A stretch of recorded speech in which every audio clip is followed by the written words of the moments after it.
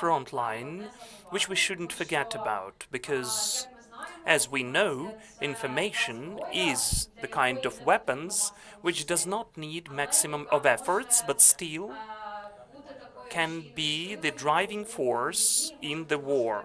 It can lead to certain outcomes. So today we decided to discuss how the enemy is using families of the missing persons, prisoners of war, and unlawfully detained civilians in the information war, and which consequences it can lead to, and how we should protect these families, help them, and why we shouldn't forget that information is also an important component of any conflict and war.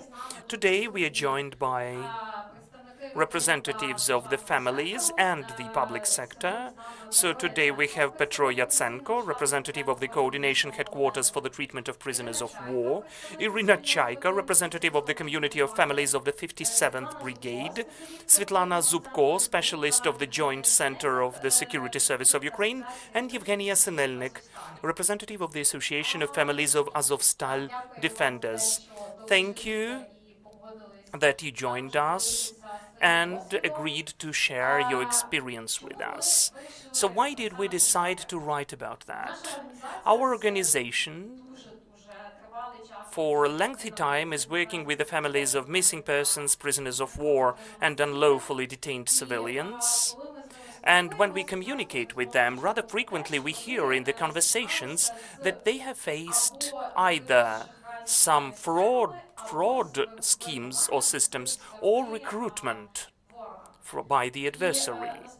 So, in fact, that is a rather widely spread thing. Many families have faced that during different periods of time.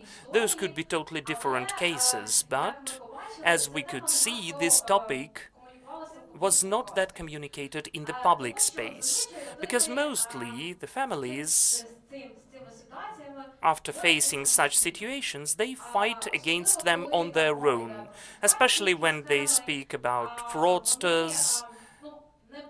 They do not see, or maybe they do not know, or do not understand what to do. Rather frequently, they cannot react on a timely manner, how to act in this or that situation, and they don't see any sense to get to and to inform about this situation to the public authorities or investigative structures. That is why, after certain meetings, speaking with the families, we understood that it needs to be communicated, because the war is ongoing. The price of information is rather important, and to some extent it influences the national security of Ukraine, because if the fraudsters, because of the fraudsters, the family can lose money, some material goods. Then when we speak about recruitment of families, that is more of the global issue, because the families have lots of information, because they have their own investigations searching for their missing relatives. They collect lots of data. They have lots of information about the locations, geolocations, positions of the troops, names of the commanders, some data which maybe they shouldn't have known, but still they have it and they know it. So then the enemy understands that this information is important for him, and the family having this information, if it feels pressure, and if this family is properly used, the enemy can easily gain this information and use it further on in his or her objectives. And here we need to understand that the family does not always understand that it is being recruited, because at the moment when they are said that you can save your relative, you can just giving us the coordinates of the military unit or the location of the unit where your relative is, we can help you, and just in a day or two you can already communicate with your relative. We will find him and will release him. So here is this psychological aspect working, because the family is fighting against this dissonance where it understands that it is given the tool how to save their relative, but on the other hand, they understand that something is wrong because it is a totally unfamiliar person. I don't know what to do exactly, but what if? What if I don't do that? And my relative will be lost, and I will lose the only opportunity to get to know something. They don't frequently go to the state authorities, to the investigators, to the representatives of the security service, because they are exhausted. Before that, for a lengthy time, they were communicating already with the structures, and they never got what they wanted.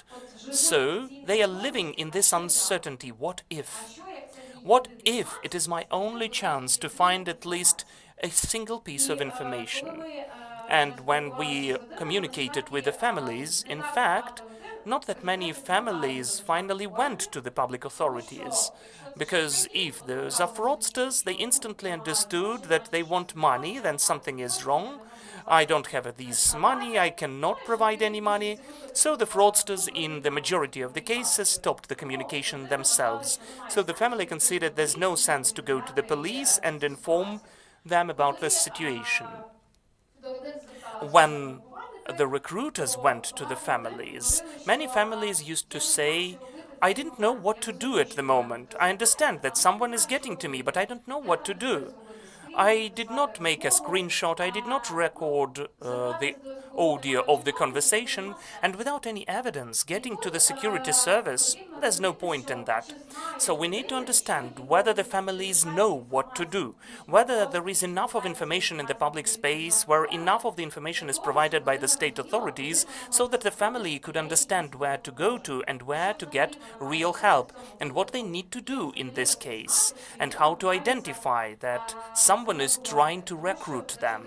Because during the 4 years of the full-scale invasion, with such a number of the missing persons and prisoners of war, we've got lots of volunteer organizations in the social media, lots of Telegram channels, lots of resources which are offering help to search for their relatives for the families. And they're so numerous, as well as the communities, lots of families which are searching for their closed ones, trying to do something, and they are in this structure where there is a huge amount of information, lots of resources offering help for them. They can be lost in that, because as soon as they get a notification about the missing relative, they get to the state authorities. They went through lots of circles of hell, because sometimes they don't understand how it is working and who is responsible for what and where to get to.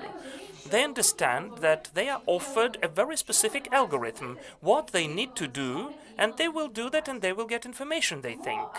So, for us it was important to collect everything, whatever we have about this topic, into one booklet, so that we could understand how it is working and what can be done with that. We also tried to analyze international experience of how the states are working in similar situations, and we saw that international experience is lacking in such situations.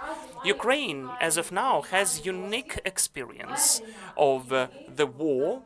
Well, the war has changed, yes, we can see that. There are new methods of war, and the same is about communications, searches, the comeback of the missing persons, and all of the things which Ukraine is doing. The experience of captivity, Ukraine is gaining unique experience of that and can share it. Because when we speak about information security of the families of missing persons and prisoners of war, it seemed that there is no experience we can take from other states.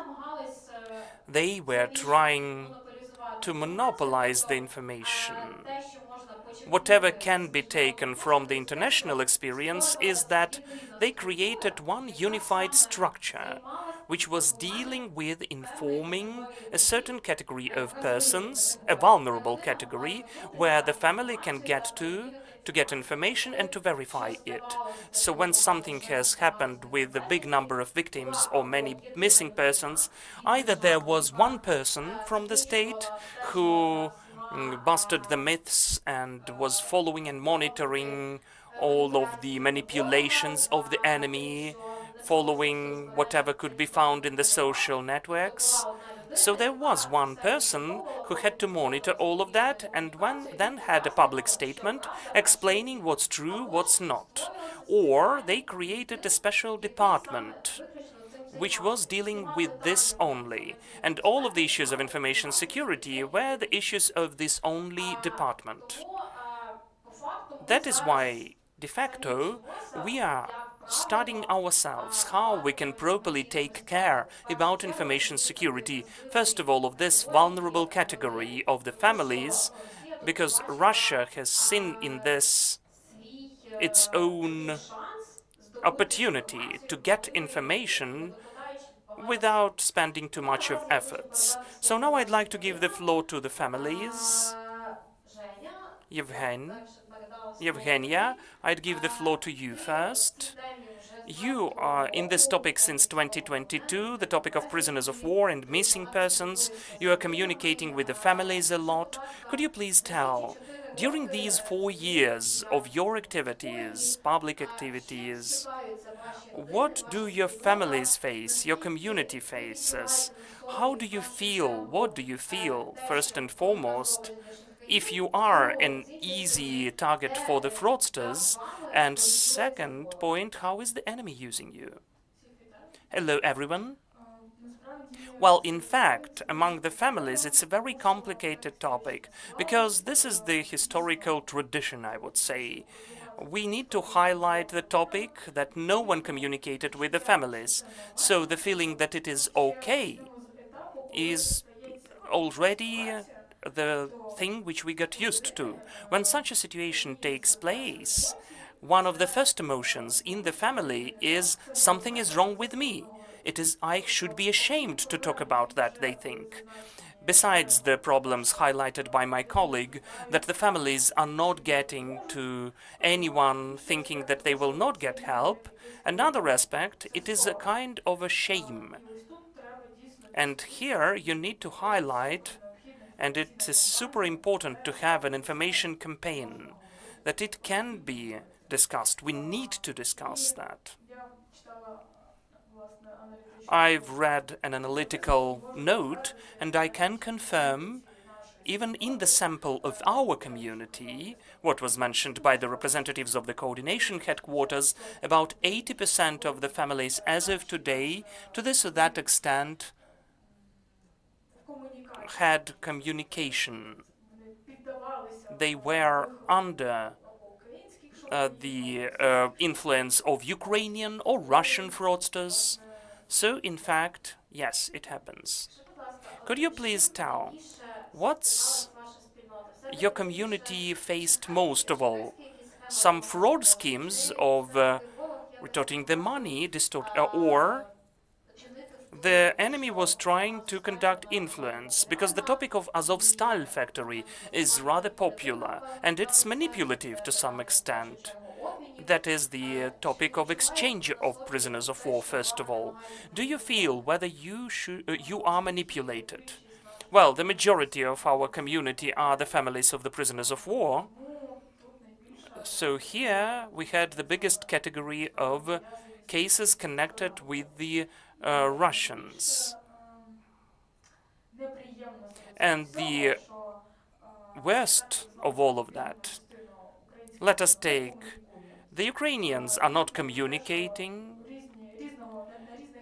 At different stages, the fraudsters of Russians are working with such people, the workers of colonies, or people who can see the contacts of the Ukrainians. But there are some people, when they say that I can show you a picture, or if you don't believe me, I can provide some of the evidence. For instance, your son or husband will get to the court, and in some time it will be, in fact, reflected. In the community it is discussed. When they said the truth, and this mechanism is launched, maybe really those Russians can do something. Maybe they can conduct some influence. Another point is when, again, what's the most important? People don't talk about that mostly. because the families who face such situations, they can be also divided into little cohorts. And these topics, these problematics can be discussed only among themselves in those smaller communities of ours where we seem to know each other for the 5th year already. Another topic and issue which we faced is, unfortunately, whatever it may sound, is the inactivity of different structures, including the security service.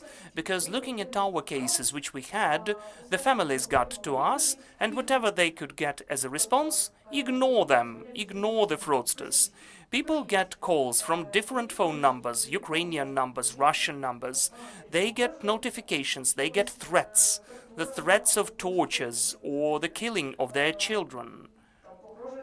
They threat to send, or I even read in the analytical note there were cases as if the tortures were really done. So that is a very complicated emotional state. Besides the point that the families are in this anxiety and under stress on a permanent basis.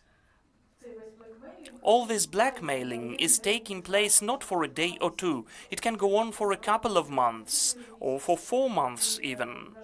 And unfortunately, there is not a single person and not a single representative of any institution who could accompany the person, maintain the process.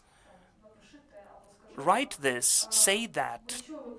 We heard about, well, I would say this is an exclusion, when an employee of some institution who was not indifferent, not because of his or her authorities, but because he takes care about this topic and the family to cope with that. He really said what should be done, what should be written, and only then the family felt that they are not on their own and they are not that scared.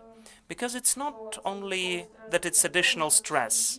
The issue is that whether that's really a fraudster, whether it's really the representative of Russian special services who can really, for instance, mutilate or pose your relative under threat or in danger. Thank you, Evgenia. I finally remembered that I did not introduce myself. My name is Maria Klimak. I am the co-author of this analytical report and the documenter of the war crimes of the Media Initiative for Human Rights. Now I'd like to give the floor to Svetlana. Svetlana, as it was already mentioned by Evgenia today, lots of families either don't get to the security service, or when they do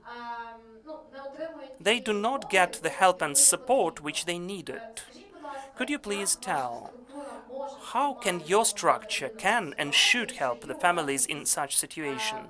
Do you have any practical recommendations how the families should get to them, what to do, how to identify what should be done, and how important it is for the families not to neglect this help and support and to get to you when they feel that there is this process of recruitment which is going on? Hello, my name is Svetlana. I'm the representative of the Joint Center for the Security Service of Ukraine. So we are all here today, the grown-ups. We understand everything, but under influence of some life circumstances, sometimes under the emotions and the complicated situation, we can get under emotions, and sometimes we behave as children, unfortunately. In such situations, moreover now, when thousands of Ukrainian families are living in the uncertainty and certain expectations to get some news, the families of the missing persons and prisoners of war are the most vulnerable category of the population, and unfortunately the enemy is using that. That is why we ask the families which faced such situation, don't get into emotions and instantly get to us.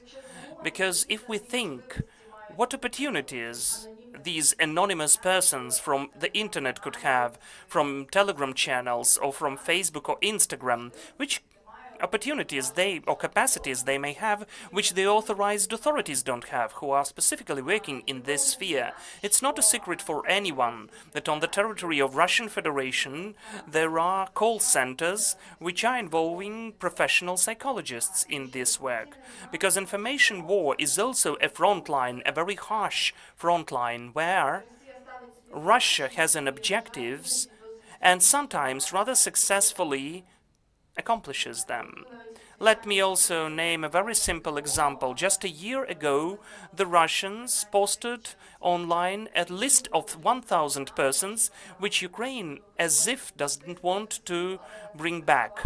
It seemed to be a very simple list of persons, but it worked. It led to panic in the population, distrust to the state authorities, strikes. But, however, it is even hard to believe that it's true, that we don't want to bring our citizens back. That is why, just a moment, now the full-scale invasion is ongoing for the 5th year already, and there was not a single case so that the people could come back for the money or for the actions which discriminate the authorities.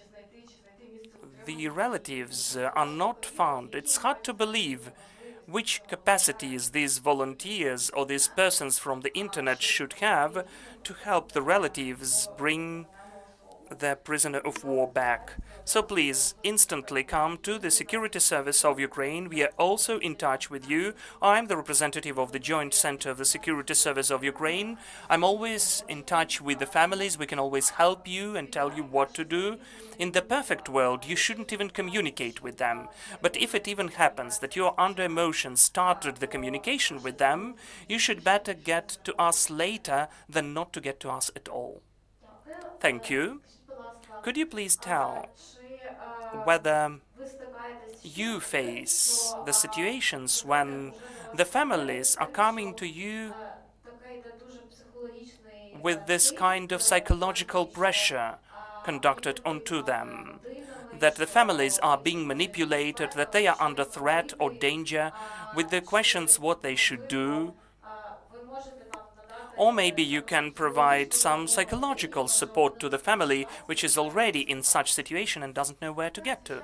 Yes, surely, because on the territory of Russian Federation they have professional psychologists working on that. That's their job, that's the front line which they successfully cope with, and that's very important for the families. Even if they are under these emotions and started the communication, it's better to come to us later than not to come to us at all. We can always prompt and help you. We can always help with a cold mind to look at the situation, and we can tell you how to behave further on. The families will never be left alone in such situations. Thank you. Irina. You have a rather huge community. The 57th Brigade, unfortunately, has lots of missing persons, missing in combat. Your search is ongoing for a very long time. Could you please tell what's your story with the topic of fraudsters, recruitment? How can your community fight against that? And where do you get to? Maybe the organizers and coordinators of your communities have some information, how to get help, where to get to, what should be done, and whether this information is sufficient for you, the information which can be found in the public space, and what's the situation in your brigade with this topic. Good day, everyone.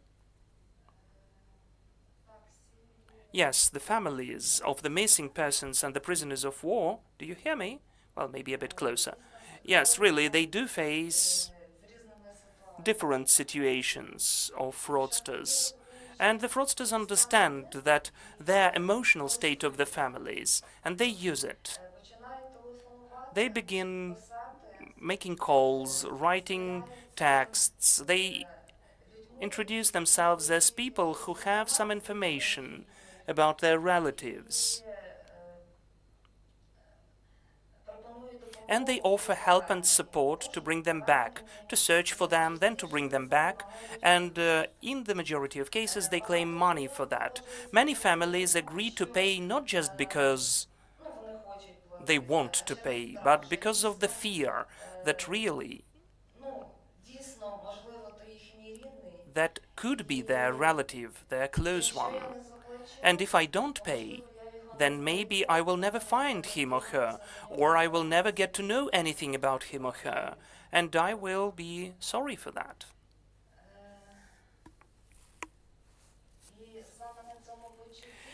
Using this feeling, the fraudsters are using their families. Besides extorting money, our brigade and the families of the servicemen of our brigade face the situations when the fraudsters offer to acquire explosives or other dangerous materials. And the fraudsters convince or persuade the relatives that it may help them in the search and the comeback of their relatives or any other information about their close ones. Such fraud schemes they don't only lead to these situations, they can also lead to criminal perpetrations and a threat against the security of these families and their lives. That is why we would like it to be discussed openly about such cases, so that the awareness of the families could be increased, and to remind them that they should understand not a single issue which can be solved about the search or the comeback of servicemen. They cannot be solved through the fraudsters and payments to the unknown persons, or when you accomplish the rather uncertain or doubtful claims. We'd like to have more awareness, mutual support for the families, which could save them from some similar situations. Thank you. Can I add, please? I would also like to add that in the majority of cases, the fraudsters are taking the contacts of the relatives from the open sources. That is why we ask all of the families to be very cautious and not to post the announcements in the social media networks about the search of their relatives. Moreover, your contact data, the information about the person who you search for. If you just think with a cold mind, who can get these notifications? We, the representatives of state authorities, don't look through them. We are working with different methods and forms. The brothers in arms are not looking through such announcements as well, because they have other things to do in the combat zone. The only target audience are the fraudsters. So please do not post any information in the social media. I'd like to comment as well. Thank you to my colleague, and it seems to me that sometimes you communicate about having cold mind and the behavior of a child, but you misunderstand the context of the families of prisoners of war, and especially of the missing persons. You need to take into account, in consideration, or in a huge extent, how to communicate that. What you say, whatever you say, we as families, we understand that perfectly.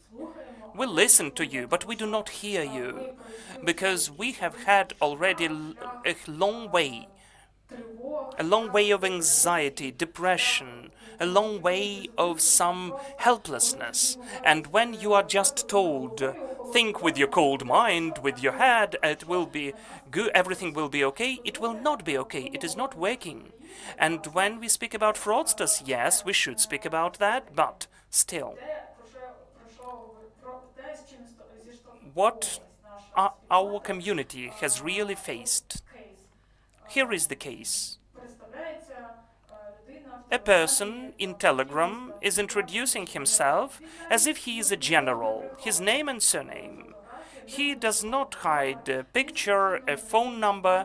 He is providing the information which can really be known only by a mother or some family. The person already understands at the stage that some contact with the relative has already been established.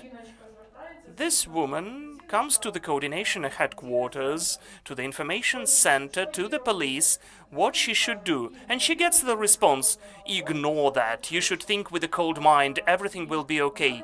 No, she cannot do that, because she blocks one phone number, they find a different one. They find the Russian number, a Ukrainian phone number. It's not that hard for them. If she does not respond in the messengers, they will make calls. They will call until she does not respond, and even she takes the call and says, I don't want to communicate, she will be told, look, there is one more inside, and they will give the information which she could know about her son only. And she is ready to listen to more things because she is fearful. If they know this information, then they are really close to her son, and she cannot know what will happen with her son. The communication is ongoing because she can feel that she can somehow control the situation. At this stage, when you interrupt the connection, it may seem that it can lead to the worst. So then she gets the offer, give us money, because the Russians need money all the time. But as we all understand, it's not the objective, the money. This is the entry point. It's number one stage. If she says she lacks money, she doesn't have money, they tell that she has to take a loan. It's a real story. She does not get a loan, then they say you should sell your internal organs, a kidney for instance. She says, I'm sick, I'm old, I don't have an internal organs to sell. Then her health can deteriorate. They say it's not an issue. Then our courier will bring you some explosives, which you can set up somewhere. So it's not about some individual person, it's the whole network, which is filled with agents, with different contacts. It's not hard for them if the Ukrainians deliver some explosives parcels. She doesn't want to do that, and this terror goes on for several months. They try to persuade her to do this or that, and then they say, you will see in the news that your son will get to jail, and it really takes place. The fear increases, this information increases among the community. It is the word of mouth. So not about the good things, but about bad cases. The issue is that this is the issue about them, which they get access to our relatives. But the information that I got to the security service, and they helped to correct the information, this information is not disseminated in the community. Our task is to think about that. I understand there are always not enough of people, but taking into account the number of prisoners of war and missing persons, we don't know the specific figures, but we understand that this is the group of people, and in the future we'll face it more. So the issue is whether there is the need in the special department which can closely communicate with the families. Because again, within certain directives it is done, but we don't have a separate focus on such families to have a very specific and high-quality communication. Thank you, Evgenia, for your comment. That is a very useful story. Petro, the communication headquarters is communicating with the families most of all. You get thousands of families getting to you every day. You've got lots of meetings with the families with different topics discussed. The coordination headquarters has developed the personal cabinet for the defender, where the family can get information. They can see what is happening with their relatives. Could you please tell, how does the coordination headquarters communicate the topic of fraud and recruitment? How do you help the families? How can you help them in such situations? At your website there are lots of different information leaflets about this topic, but do you communicate that publicly? Do the families come to you with these topics, with these issues to get help? Thank you so much for the invitation, and thank you that you raised such a relevant and important topic, and for your work for this booklet, where we have lots of important information, which in particular is resonating with what we have done at our website, the website of the coordination headquarters. We have a chapter there for the families, and there is a separate chapter, please be cautious, fraudsters. We need to understand when they want, as it was mentioned by Hanna, when they want some material values, but another point is when they ask you to bring explosives somewhere. Those are not fraudsters anymore. They can be masked as fraudsters, but those are the special services of the enemy. As Evgenia said, this is the network acting. Those are not just accidental persons searching for phone numbers online. Those are special services, special departments in the special authorities of Russia who are blackmailing and recruiting. Since 2022, we've also faced the fact that Russia, and this is the peculiarity of this war, that Russia is widely using the families of the prisoners of war and the missing persons and the civilians, unlawfully detained civilians. The families are the target and possible victims of these special operations of Russians. And since 2022, they are insistently working on that. We've started the work in the coordination center, making the families first and foremost aware. At our meetings, both individually and group meetings, which we conduct on a daily basis all over Ukraine, we always say that you shouldn't hide or conceal these facts. You shouldn't be silent. You cannot discuss them in smaller groups. Such facts have to be at least public in this community. And what's also important, every single person has to understand that cooperation with the enemy cannot lead to easier conditions or the release of the relative. On the opposite, the beginning of the cooperation with the enemy is the sign that the relative would never be released. Because Russian special services don't feel any use releasing the person who is cooperating, stopping this cooperation after that. We need to understand that. We were witnessing when, during the group meeting, one of the units, we had the representatives of the families, and they just started to get phone calls, one after another. They got calls from the Russians. They got the calls from the guys who they didn't hear from for a year and a half. Not a single piece of news, and they all said the same. The message was, Russia, it is good for us to stay in Russia. Russia wants to exchange us, but Ukraine doesn't do anything. Please do something at least. This was the message. Go to some protests, to some strikes. And that was, if I can remember, the beginning of 2023, the middle of 2024. So since then, the methods have changed.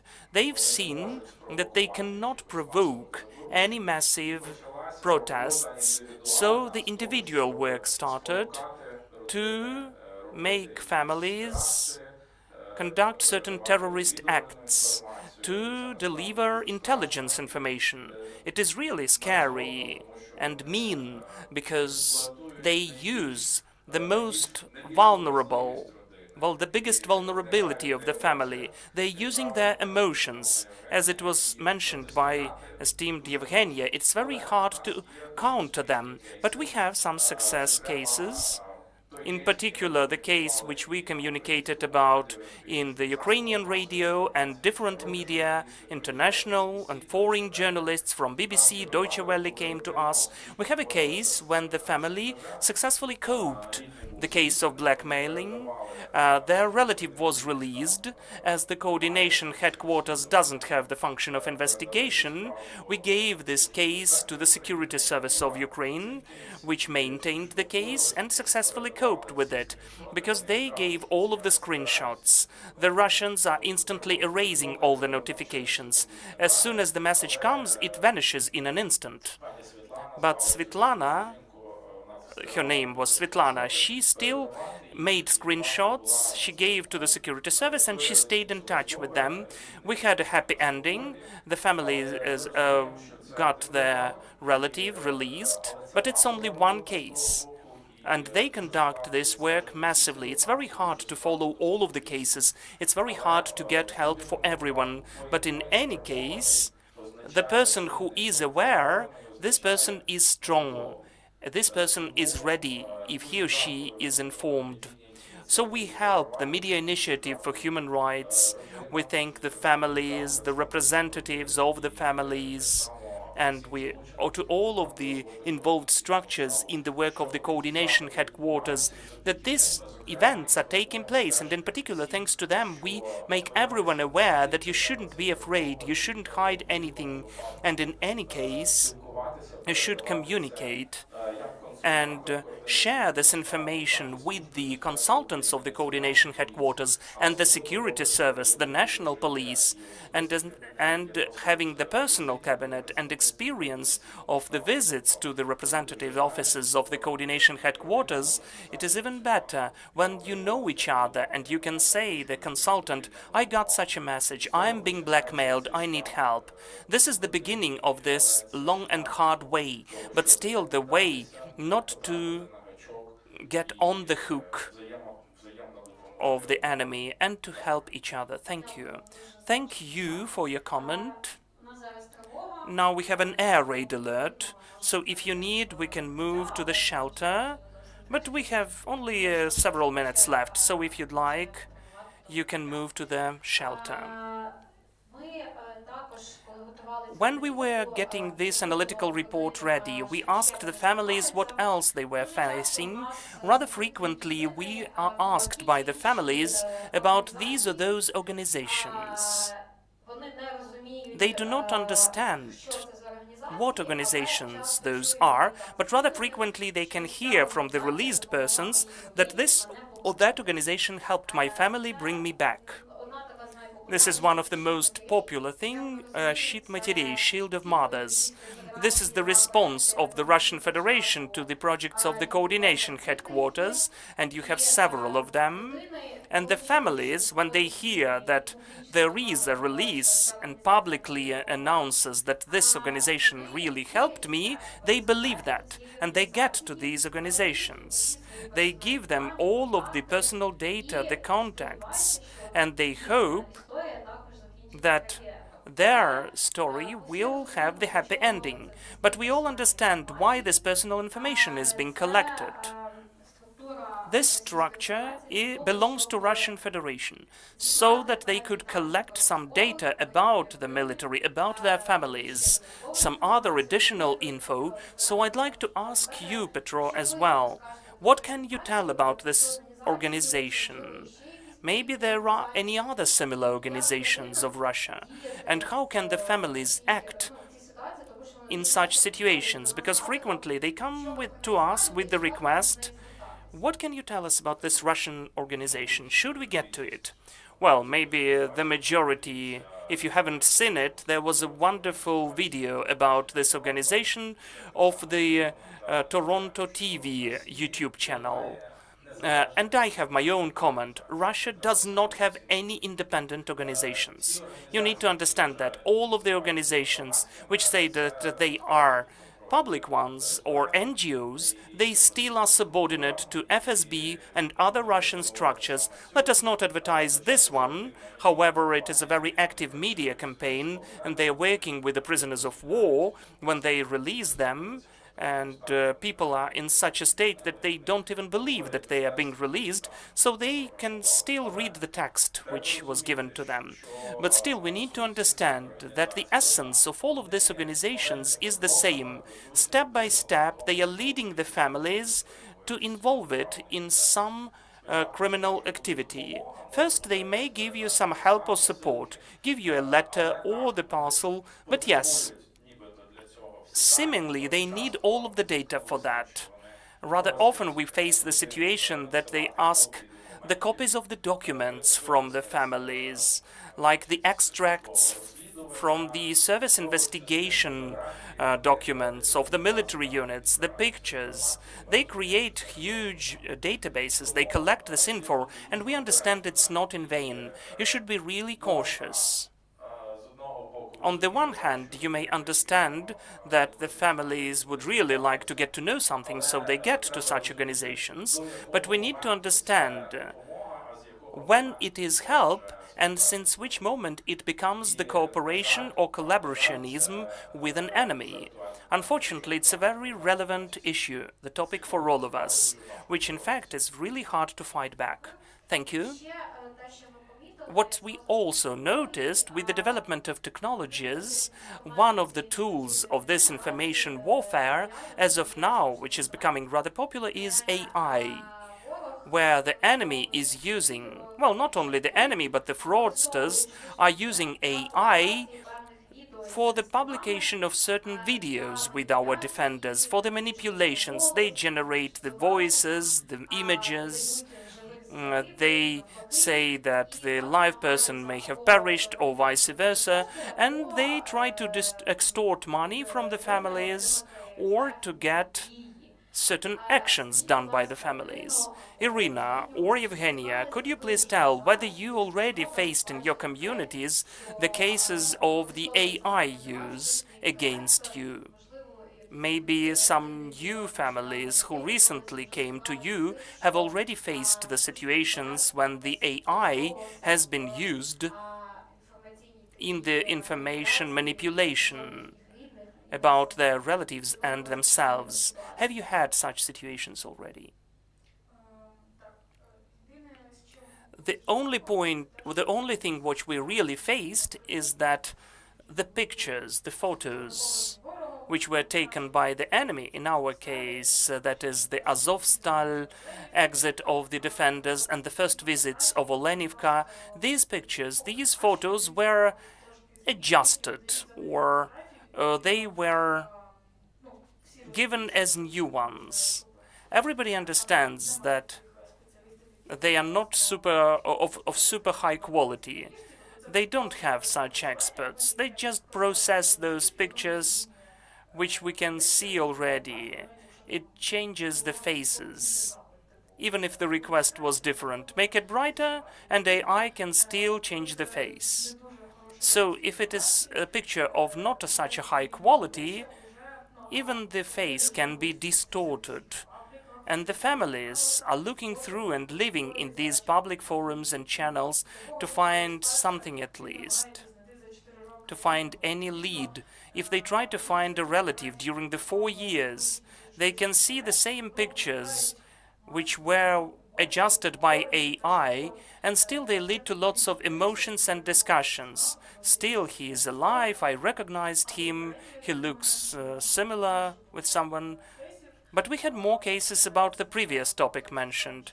As you already mentioned about Russian organizations like Shield of Mothers, our community already has this things beyond online, because such organized entities can get offline. They are really cooperating, especially with the families of the missing persons, and they promise some information for a very simple case. You need to get to your neighbor and give her a letter, because she has the letter from her son. And our relatives faced the situation that, in fact, either their neighbors or just unfamiliar persons just came to their door and said, "Here's the letter from your son. Don't you want to write back?" So it is much scarier, and unfortunately, it is not done by some no-name, and it's really hard to think with the cold mind. Thank you. Any other additional comments about this topic? Thank you. So to conclude, after analyzing such a story, after communicating with the families and the representatives of the public structures, we understood that the state is ready and is involved in the issue of the security, information security of the families. But families don't always understand that, because such a huge number of structures, and the fact that the families are already exhausted to get through the structures and provide with the information, so the trust is decreasing to these structures. So one more important request from the families to the state is to create one-stop window where they will be able to get to, and where they will get centralized help and support, where they may get all of the necessary information. So they shouldn't get through this traumatizing experience again, and not to repeat what happened to them and what their request is. And in spite of having lots of information from the open sources, how to identify that you are in touch with a fraudster, how to identify that you are in touch with the recruiter, how to understand that the manipulation is ongoing, and so on, The families are not always going to the social networks with such requests. They are more interested how to search for their relatives, not to how to protect themselves. But they need to understand that any action of theirs in the public space, in the social media, may harm not only themselves, but their defenders, their relatives. Because the family does not always know which legend was told by their relative when he or she got into captivity. So we need to communicate about this topic. Secure communication in the social media. What you should do, what you shouldn't. And the state, of course, cannot prohibit the families from searching their relatives, from publishing the announcements or statements about the search, to get to the social media with the requests, please recognize, identify, find him or her. But I think that we need to popularize this topic of information security. We need to conduct more information sessions about this topic, because the families who faced these situations in 2022, they already know about that. They have some experience, they are aware, but the war is ongoing, and unfortunately, some family is getting the notification about the missing person on a daily basis. And in this information vacuum, when they don't know what to do, where to rush to, they will never think about any frauds or recruitment. If they are told, we can help you search for your relative, they will do anything to find their relative. So we are really grateful to our speakers that they took part today in this presentation and shared their experience. We do hope that this analytical work may help the families to get to know more about their information security. Maybe we'll hear more about their stories in the public space, because they need to know that they're not alone. They need to get help either from NGOs or the managers of their communities. First and foremost, they need to get to the public authorities, because they have the tools how to help them. And in their turn, the state needs to improve this communication and to search for these ways out, so that this trust between the state and the families could be supported. Or maybe they can ease this bureaucratic search story. We have some time left a bit, so if you've got any questions, we would be happy to answer them. Please use your mics.